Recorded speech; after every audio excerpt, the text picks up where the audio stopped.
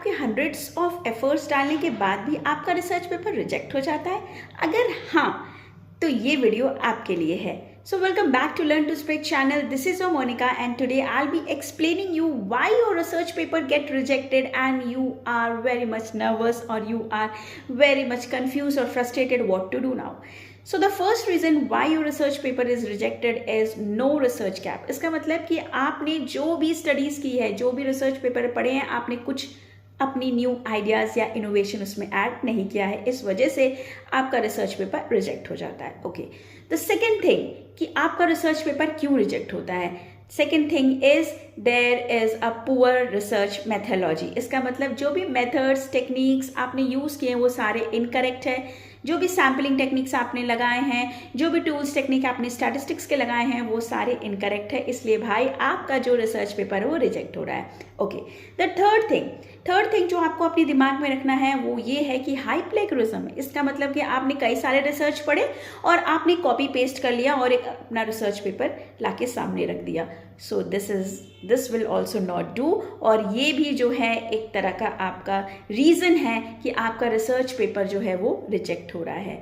तो ध्यान दीजिएगा इस चीज़ का, प्लेगरिज्म बहुत कम होना चाहिए। ज़रूरी नहीं है कि आप हर चीज़ खुद से लिखें, बट येस आप चीज़ें ओरिजिनल से ओरिजिनल करने की कोशिश करिए।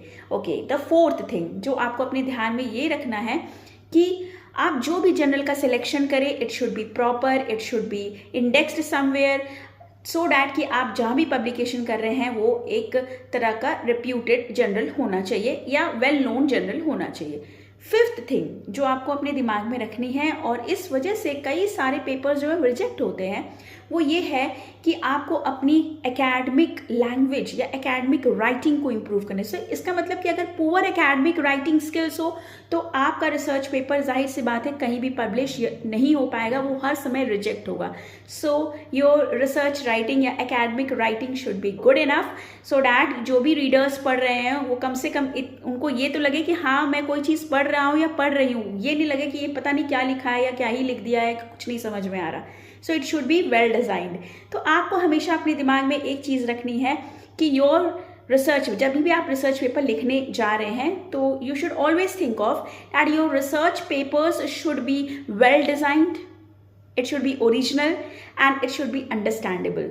सो अगर आपको मेरी ये टिप्स और ट्रिक्स और जो भी मैं आपको सजेशन देती हूँ अगर अच्छे लगते हैं तो प्लीज़ चैनल को सब्सक्राइब करिए, मेरे चैनल को फॉलो करिए और ऐसी सच इंटरेस्टिंग वीडियो के लिए मेरे चैनल को विजिट करिए। Till then keep smiling always, as the smiling face makes others smile to.